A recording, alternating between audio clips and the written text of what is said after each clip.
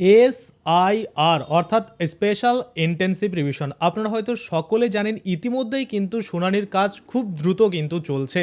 এরই মধ্যে দেখা যাচ্ছে যে 3 লক্ষ নো ভোটার ম্যাপের তালিকা বা এদের নাম কিন্তু বাদ যাওয়ার সম্ভাবনা রয়েছে, যেটা কিন্তু নির্বাচন কমিশন নিজেই জানিয়েছে। তো আজকে আপনাদের ডিটেলসে জানাবো এই যে 3 লক্ষ নো ম্যাপ ভোটার শুনানিতে গড় হাজির হয়েছে তাদের কিন্তু সময়সীমা পেরিয়ে গেলেই কাটা যাবে নাম, সতর্ক করলো কমিশন। তো এই যে কয়েকটা দিন সময় রয়েছে এটা কিন্তু খুবই ভাইটাল, তাই আপনারা কিন্তু একটু ধৈর্য সহকারে প্রথম থেকে ভিডিওগুলো শেষ পর্যন্ত দেখে যার যেটা প্রবলেম রয়েছে সেটা কিন্তু অবশ্যই সলিউশন করিয়ে নেবেন, না হলে পরবর্তীতে আপনারই কিন্তু প্রবলেমে পড়তে হবে। তো চলুন আমরা ডিটেলসে দেখে নিই যে এই যে নো ম্যাপ ভোটার রয়েছে মোটামুটি 3 লক্ষের মতো গড় হাজির এখানে দেখানো হয়েছে, তাদের ক্ষেত্রে কি বলা হয়েছে বা কমিশন নিজেই কেন সতর্ক করছে, এক্ষেত্রে আপনাদের করণীয় কি, সমস্ত কিছুই আজকে আমরা A to Z এই ভিডিওর মাধ্যমে দেখে নেব। তো সবার প্রথমে আমরা দেখতে পাচ্ছি এখানে পরিষ্কার করে বলা আছে, কি বলা আছে যে এখানে ক্লিয়ার করে বলছে যে 3 লক্ষাধিক নো ম্যাপ ভোটার শুনানিতে গড় হাজির, সময়সীমা পেরিয়ে গেলেই কি বলছে কাটা যাবে নাম, সতর্ক করলো কমিশন। আচ্ছা, বিপুল সংখ্যক ভোটার অনুপস্থিত, অর্থাৎ বিপুল পরিমাণে ভোটার যারা রয়েছে যারা কিন্তু উপস্থিত হয়নি। আপনারা ভাববেন যে নোটিশ পাওয়ার পরে তাহলে কেন উপস্থিত হয়নি। এবার দেখুন, নোটিশ তো আপনারা পেয়ে গেছেন, কিন্তু সেই নোটিশটা কোয়ালিফাই করার জন্য বা সেই শুনানিতে গিয়ে আপনার নামটা তোলার জন্য কিছু ডকুমেন্ট তো লাগবে, তাই না?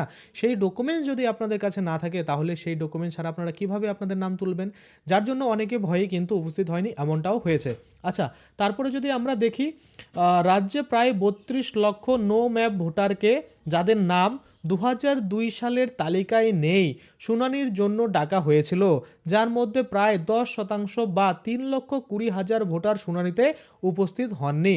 অর্থাৎ যতজনকে ডেকেছিল তার মধ্যে দেখা গেছে যে 3,20,000-এর মতো যে ভোটার তারা কিন্তু এই শুনানিতে উপস্থিত হয়নি। তাহলে এই যে 3 লক্ষ উপস্থিত হয়নি, 3,20,000, তাহলে এদের নাম কি ফাইনাল লিস্টে আসবে? অবশ্যই আসবে না। তো সেই জন্যই কিন্তু কমিশন বলছে যে সময়সীমা পেরিয়ে গেলেই এই যে নামগুলো রয়েছে 3,20,000 সমস্ত নাম কিন্তু কাটা যাবে। তার জন্য কিন্তু আবারও সতর্ক করছে কমিশন। কি বলছে দেখুন, নাম বাদ যাওয়ার সতর্কতা। নির্বাচন কমিশন জানিয়েছে আগামী 7ই ফেব্রুয়ারি পর্যন্ত শুনানির সুযোগ রয়েছে, কিন্তু এই সময়সীমার মধ্যে ভোটাররা উপস্থিত না হলে চূড়ান্ত তালিকা থেকে তাদের নাম বাদ দেওয়া হবে।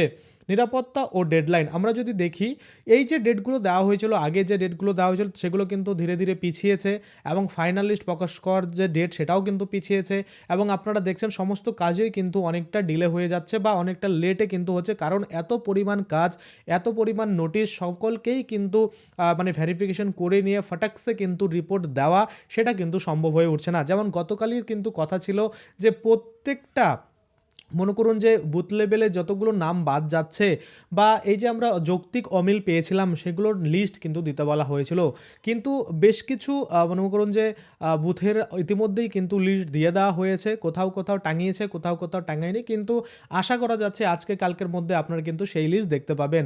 অনেকেই হয়তো কমেন্ট করেছেন আমার আগের ভিডিওতে যে দাদা লিস্ট তো দেওয়া হয়নি। দেখুন, নির্বাচন কমিশন বা সুপ্রিম কোর্ট হাইকোর্টের রায় ছিল যে দিতে হবে, সো তারা রীতিমতো কিন্তু দিয়েছে, কিন্তু টাঙানো হয়নি।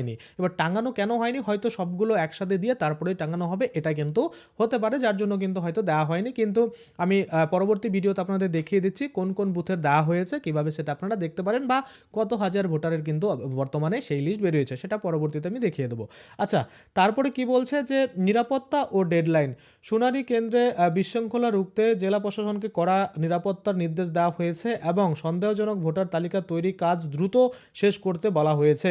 অর্থাৎ ধরুন মনে করুন যে হয় না ফর্ম 7 যেটা একটা অপশন দিয়েছে, ধরুন কোনো সন্দেহজনক কোনো ভোটারকে মনে হচ্ছে যে এই নেই হয়তো বা এর নামটা তোলার চেষ্টা হচ্ছে, সেক্ষেত্রে সেই বাদ দেওয়ার নামের জন্য কিন্তু আবেদন করা যায়, এটা আপনারা সকলে জানেন। তাই কিন্তু আমরা এখানে দেখতে পাচ্ছি যতগুলো নোটিশ জারি হয়েছে তার মধ্য থেকে 3,20,000 কিন্তু শুনানিতে এখনও উপস্থিত হয়নি। তাই বারংবার আমরাও ভিডিও বানিয়ে আপনাদের জানাচ্ছি যারা এখনও উপস্থিত হননি তারা কিন্তু অবশ্যই উপস্থিত হয়ে আপনাদের যে ভেরিফিকেশান সেটা কিন্তু সম্পূর্ণ করিয়ে নিন।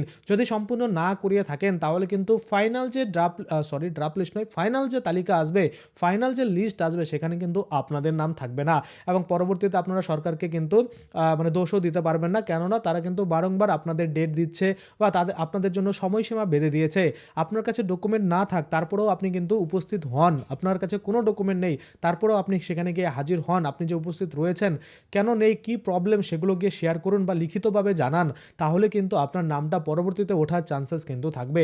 কিন্তু আপনি যদি না যান সেক্ষেত্রে কিন্তু মৃত ভোটার বা ভুতুরে ভোটার বা মনে করুন উপস্থিত নেই বা অস্তিত্ব নেই এমন ভোটার দেখে কিন্তু আপনাকে পার্মানেন্টলি কিন্তু ডিলিট করে দিতে পারে। আশা করি আপনারা বুঝতে পারছেন।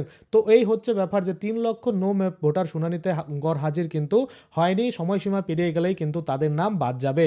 এবার আপনারা বলছেন যে তাহলে কাদের নাম এগুলো বাদ যাবে সেটা লিস্ট কোথায় পাবো? দেখুন লিস্ট আমি পেলেই আপনাদের জন্য ভিডিও বানিয়ে দেবো।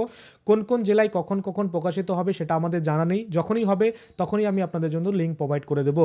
তো আপাতত আপনাদের জন্য যে বুথগুলোর ইতিমধ্যে লিস্ট দেওয়া হয়েছে সেটার লিঙ্ক আমি ডেসক্রিপশনে দিয়ে দিচ্ছি, সেখানে গিয়ে আপনারা কিন্তু ক্লিক করে দেখে নিতে পারবেন।